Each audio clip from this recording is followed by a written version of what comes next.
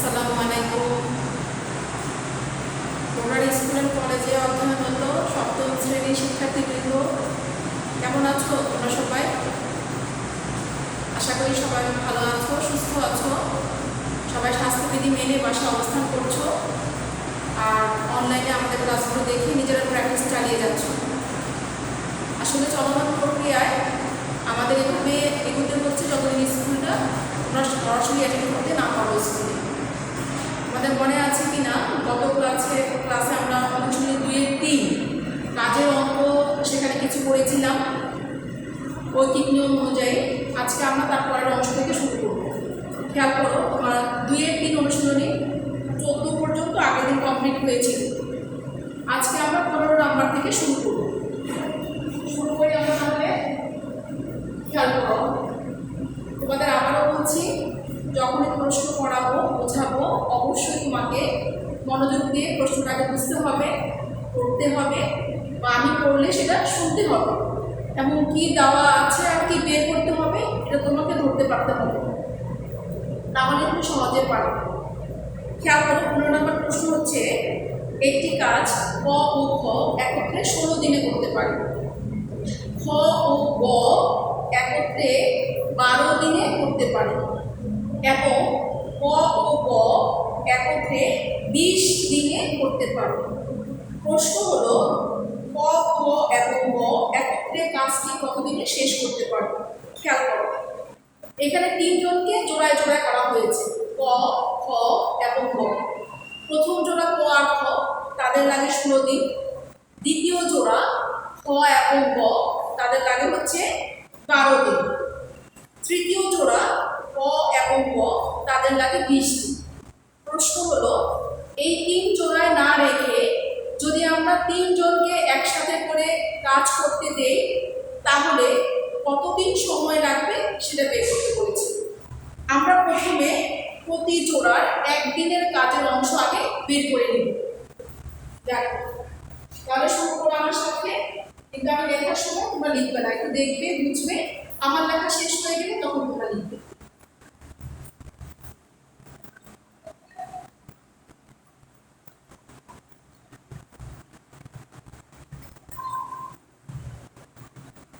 ষোলো দিনের মধ্যে একটি কাজ।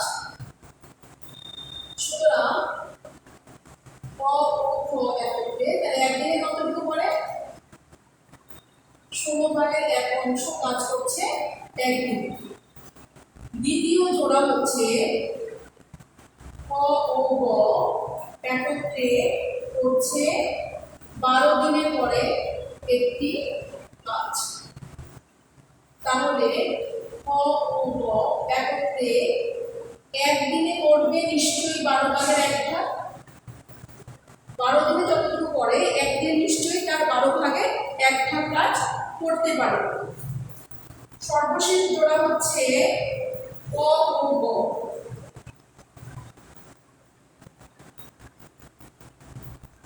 ক ও গ করতেছে একত্রে 20 দিনে।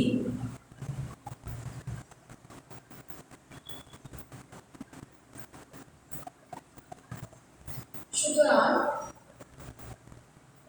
ক ও গ একত্রে একদিনে কতটুকু করে? 20/1 কাজ করতে পারে। এখন আমরা এই 3 জোড়াকে যদি একসাথে করে ফেলি তাহলে দেখি তাদের মোট কতটুকু কাজের অংশ হয়। সুতরাং ক যোগ গ, খ যোগ গ, ক যোগ গ, আমরা 3 জোড়াকে একসাথে করে ফেলেছি, তাই হচ্ছে যোগ হচ্ছে। একত্রে একদিনে পরে 3 জোড়া একদিনের অংশের সমষ্টি হবে 16/1 যোগ 12/1 যোগ হচ্ছে 20/1, এত অংশ। খেয়াল করো, এখানে ক হচ্ছে 2 জন হয়ে গেল, গ 2 জন হয়ে গেল, ক ক আর হচ্ছে সরি ক হচ্ছে 2 জন, ক হচ্ছে 2 জন এবং গ হচ্ছে 2 জন। তাহলে 2 ক যোগ 2 খ যোগ 2 গ একত্রে একদিনে করে 16, 12 আর হচ্ছে 20 আমরা লসাগু বের করবো। 2 দিয়ে দিলে হচ্ছে 6, 8, 10, 2 দিয়ে 3, 4 আর হচ্ছে 5, 4 5 20, 3 20 60, 7 দুগুণে 120, 120 দুগুণে 240। লসাগুকে যদি 4 দিয়ে ভাগ দেই, 16 দিয়ে ভাগ দিলে কত? 15, 15 একে 15, আচ্ছা 12 দিয়ে ভাগ দিলে হবে 20, আর 20 দিয়ে ভাগ দিলে হবে 12। দেখো আমি এখান থেকে 2 কম নিয়ে নিই, তাহলে ক, খ আর গ একত্রে একদিনে পরে 240 ভাগে 15 আর 20 হচ্ছে 35 আর 12 হচ্ছে 47 অংশ। তাহলে ক, খ আর গ একত্রে একদিনে কতটুকু করবে? 240। এই 2 গুণ ছিল, নিচে দিয়ে কি হয়ে যাবে? ভাগ হয়ে নিচে বসে যাবে। ভাগ কত? হচ্ছে 2 0 0, 4 দুগুণে 8, 2 দুগুণে 4, উপরে হচ্ছে 47। এত অংশ কাজ তারা 3 জন মিলে একদিনে করতে পারে। এখন প্রশ্ন, পুরো কাজটা করতে তাদের কতদিন লাগবে? আচ্ছা তোমরা কি লিখে ফেলবে? তাড়াতাড়ি দ্রুত লিখে ফেলবে, পাড়ামাড়িতে কোনো স্পেস নেই বলে আমার উপরে লিখতে হবে হচ্ছে, তোমরা দ্রুত লিখে ফেলবে।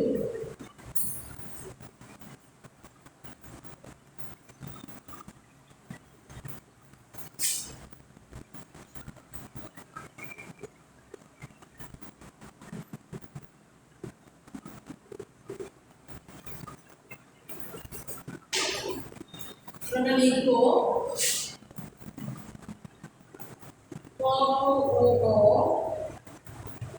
একত্রে 480 ভাগের 47 অংশ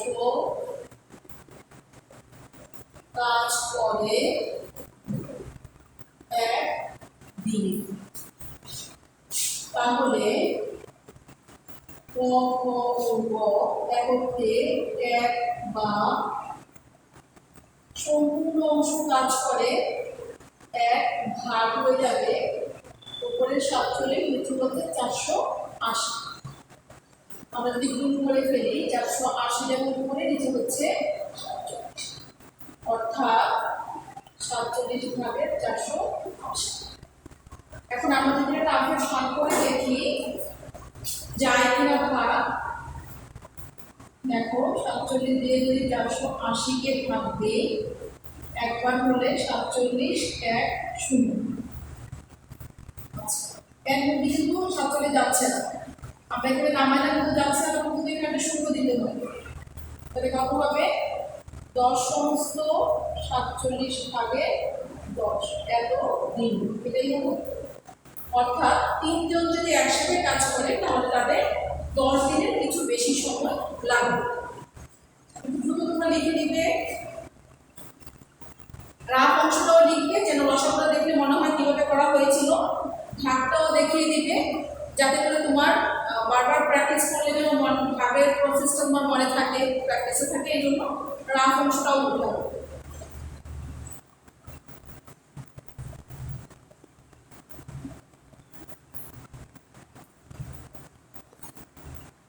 আশা করি লেখা হয়ে গিয়েছে, বুঝে নিচ্ছি। তারপরের অংশ যাচ্ছি আমরা।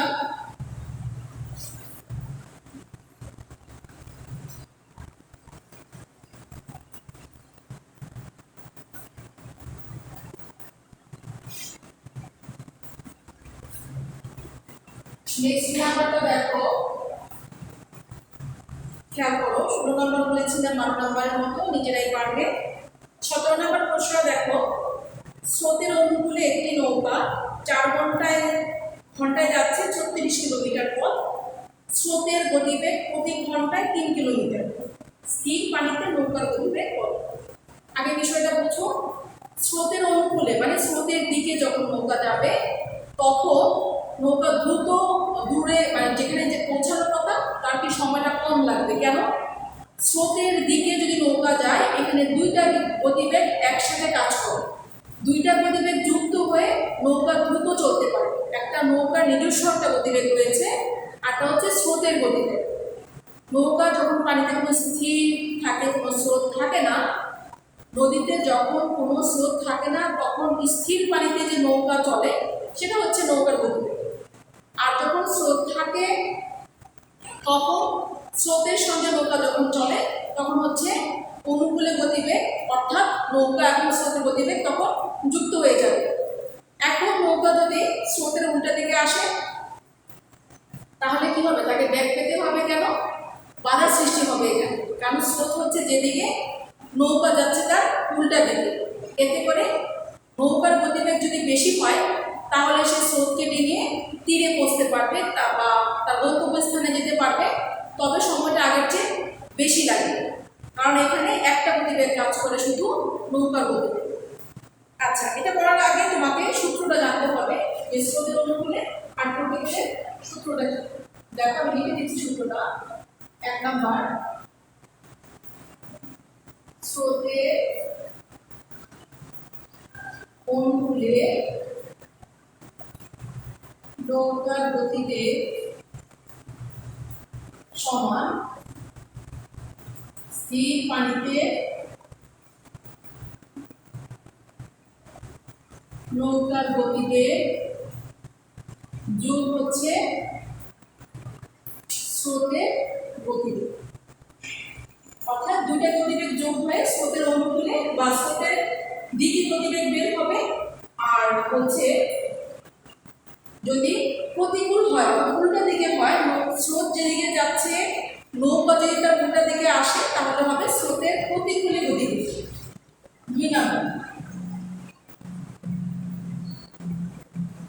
স্রোতের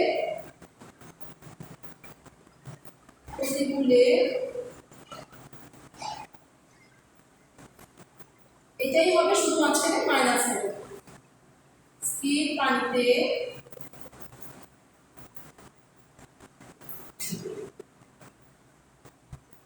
নৌকার গতিবেগ বিয়োগ হচ্ছে স্রোতের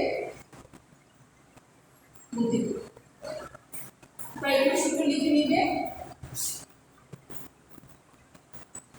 এবং তোমাকে নৌকা স্রোতের অঙ্ক করতে গেলে এই সূত্র দুটো অবশ্যই মনে রাখতে হবে। তো আমার এখানে প্রশ্ন হচ্ছে, স্রোতের অনুকূলে একটি নৌকা 4 ঘন্টায় যায় 36 কিলোমিটার, স্রোতের দিকে 4 ঘন্টা যায় 36 কিলোমিটার, তাহলে 1 ঘন্টা যাবে কত? 9 কিলোমিটার। 1 ঘন্টার বা 1 মিনিটের বা 1 সেকেন্ডের, অর্থাৎ একক সময়ে হচ্ছে তার গতিবেগ হিসাব করে। গতিবেগের সংজ্ঞা অনুযায়ী একক সময়ে নির্দিষ্ট দিকে যে দূরত্ব যায় তাই হচ্ছে তার গতিবেগ। স্রোতের গতিবেগ দেওয়া আছে প্রশ্নে। প্রশ্ন হলো স্থির পানিতে নৌকার গতিবেগ কত, অর্থাৎ তোমার অনুকূলে স্রোতের গতিবেগ এই মানটা দেওয়া রয়েছে, স্রোতের গতিবেগ দেওয়া আছে, তোমাকে এটা বের করতে হবে। স্থির পানিতে নৌকার গতিবেগ বের করতে হবে। তাহলে আমরা এখান থেকে অনুকূলে আগে গতিবেগ বের করে নিব। তোমাদের বইয়ের সূত্র লেখা আছে, তারপর তোমরা খাতায় লিখে রাখবে।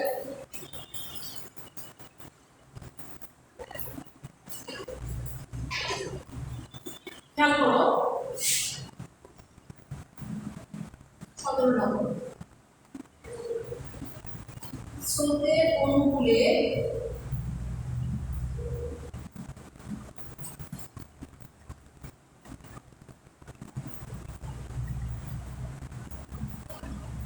নৌকাটি 4 ঘন্টায় যায় 36 কিলোমিটার, তাহলে 1 ঘন্টায় কতটুকু যাবে? 9 কিলোমিটার যাবে 1 ঘন্টায়। তাহলে সুতরাং আমরা পেয়ে গেলাম স্রোতের অনুকূলে গতিবেগ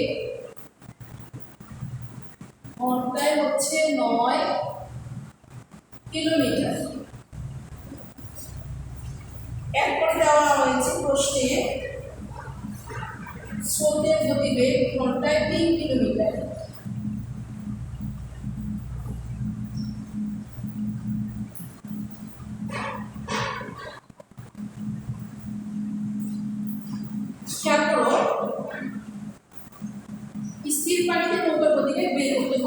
তাহলে আমরা যে সূত্রটা জানি সেই সূত্রটা আমরা লিখে সেখান থেকে স্থির পানিতে নৌকার গতিবেগ বের করব।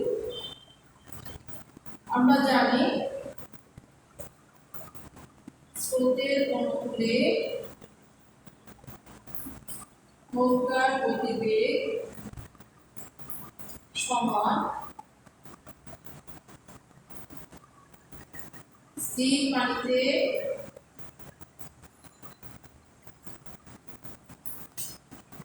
নৌকার গতিবেগ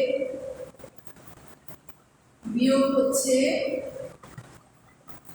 স্রোতের গতিবেগ। স্রোতের অনুকূলে নৌকার গতিবেগ কত দেখো, আমরা পেয়েছি ঘন্টায় 9 কিলোমিটার, ঘন্টায় হচ্ছে 9 কিলোমিটার। স্থির পানিতে নৌকার গতিবেগ আমরা এখান থেকে বের করব।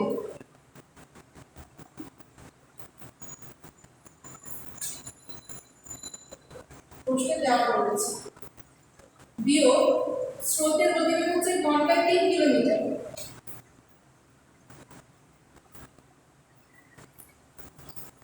তাহলে স্থির পানিতে নৌকার গতিবেগকে রেখে আমরা যদি নৌকা স্রোতের গতিবেগকে বাম পাশে নিয়ে আসি তাহলে কি হবে দেখো, ঘন্টায় 9 যোগ বামে আনলে কি হবে, মাইনাসটা প্লাস হয়ে যাবে। আমি এটা একবারে করে দিচ্ছি, এত কিলোমিটার সমান স্থির, সরি অনুকূলে না আমাদের কিন্তু প্লাস,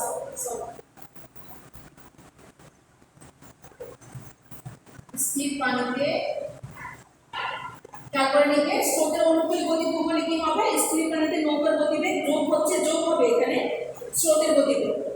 তাহলে স্রোতের আমরা জানি 3 কিলোমিটার আমাদের প্রশ্নে দেওয়া ছিল, আর অনুকূলে আমরা বের করে নিয়েছি হচ্ছে 9 কিলোমিটার। তাহলে 9 এর সঙ্গে যদি 3 কে নিয়ে আসি, ডান পাশে প্লাস ছিল বাম পাশে আসলে মাইনাস হয়ে যাবে, সমান স্থির পানিতে নৌকার গতিবেগ বের হয়ে যাবে। সুতরাং আমরা একবারে লিখি স্থির পানিতে নৌকার গতিবেগ সমান ঘন্টায় হচ্ছে 6 কিলোমিটার।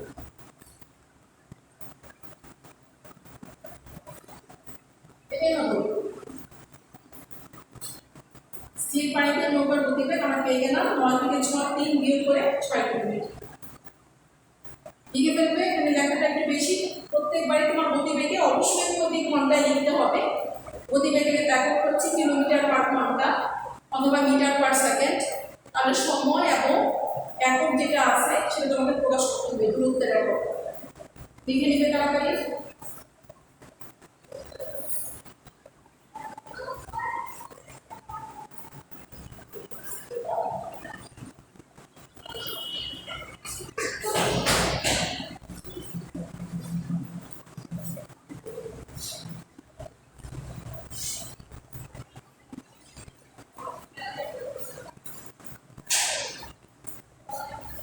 তারপরে নাম্বার দেখো 17 এবং 18 একই নিয়মে মিল রয়েছে, তোমরা নিজেরাই পারবে। এখানে হচ্ছে স্রোতের প্রতিকূলে হিসাব। স্রোতের প্রতিকূলে একটি জাহাজ 11 ঘন্টায় 77 কিলোমিটার যায়। তাহলে স্রোতের প্রতিকূল মানে স্রোতের উল্টা দিকে যাচ্ছে, 11 ঘন্টায় 77 কিলোমিটার, তাহলে 1 ঘন্টা যাবে 7 কিলোমিটার। স্থির পানিতে জাহাজের গতিবেগ ঘন্টায় 9 কিলোমিটার দেওয়া আছে। প্রশ্ন হলো স্রোতের গতিবেগ প্রতি ঘন্টায় কত কিলোমিটার। তাহলে আমরা এখানে প্রতিকূলের সূত্র দিয়ে করব। আচ্ছা, এটা নিজেরাই বুঝতে পারবে, আমার সাথে করে ফেলো দ্রুত। 18 এটা হচ্ছে আমাদের আটটা ছিল স্রোতের অনুকূল, এখন হচ্ছে স্রোতের প্রতিকূল মানে উল্টা দিকে যাচ্ছে। 11 ঘন্টায় যায়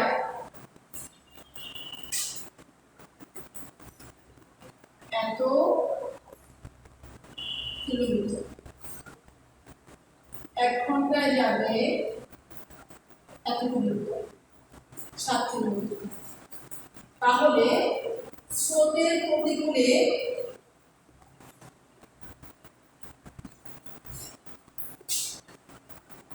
গতিবেগ হচ্ছে ঘন্টায় 7 কিলোমিটার। প্রশ্নে দেওয়া আছে যে স্থির পানিতে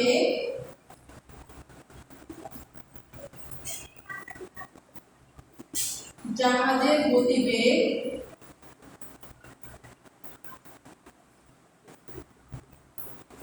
ঘন্টায় হচ্ছে 9 কিলোমিটার। অর্থাৎ নদীতে যখন কোনো স্রোত থাকে না তখন জাহাজের গতিবেগ ঘন্টায় 9 কিলোমিটার, 1 ঘন্টায় যেতে পারে 9 কিলোমিটার। প্রশ্ন হলো স্রোতের গতিবেগ প্রতি ঘন্টায় বের করব।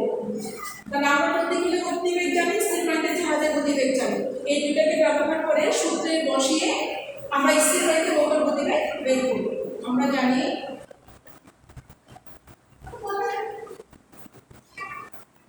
স্রোতের প্রতিকূলে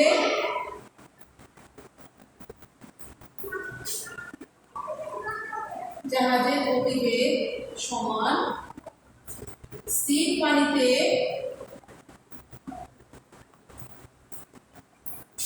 জাহাজের গতিবেগ বিয়োগ স্রোতের গতিবেগ। দেখো আমরা স্রোতের গতিবেগকে বের করব। তাহলে প্রতিকূলে জাহাজের গতিবেগ আমরা পেয়েছিলাম ঘন্টায় 7 কিলোমিটার, আর স্থির পানিতে জাহাজের গতিবেগ ছিল আমাদের ঘন্টায় 9 কিলোমিটার। তাহলে এটার জায়গায় আমি এই মানটা বসিয়ে দিব। বিয়োগ হচ্ছে স্রোতের গতিবেগ। আবার খেয়াল করো, আমাদের প্রশ্ন হচ্ছে স্রোতের গতিবেগ আমরা বের করবো ঘন্টায় কত কিলোমিটার। তাহলে স্রোতকে বামে নিয়ে আসবো, প্লাস হয়ে যাবে, আর ঘন্টায় 7 কিলোমিটারকে ডানে নিয়ে যাবো, তাহলে সেটা বিয়োগ হয়ে যাবে। তাহলে কি হবে? স্রোতের গতিবেগ সমান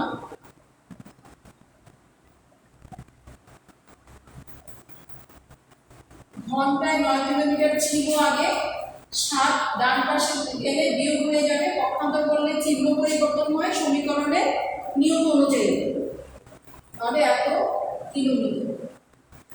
তাহলে কি হবে? সুতরাং স্রোতের গতিবেগ হচ্ছে ঘন্টায় 2 কিলোমিটার। আমার প্রশ্ন কিন্তু এটাই চেয়েছে, তাহলে অ্যান্সার করতে হবে স্রোতের গতিবেগ ঘন্টায় হচ্ছে 2 কিলোমিটার। তাহলে তোমাকে মনে রাখতে হবে, তুমি উপরের ক্লাসে যেও কিন্তু এই সমস্যাগুলো পাবে। তোমাকে স্রোতের অনুকূল আর স্রোতের প্রতিকূল এই দুটো সূত্র যদি জানা থাকে তাহলে তুমি সেখান থেকে মানগুলো সহজেই বের করতে পারবে। সবাই দুটো লিখে নিবে।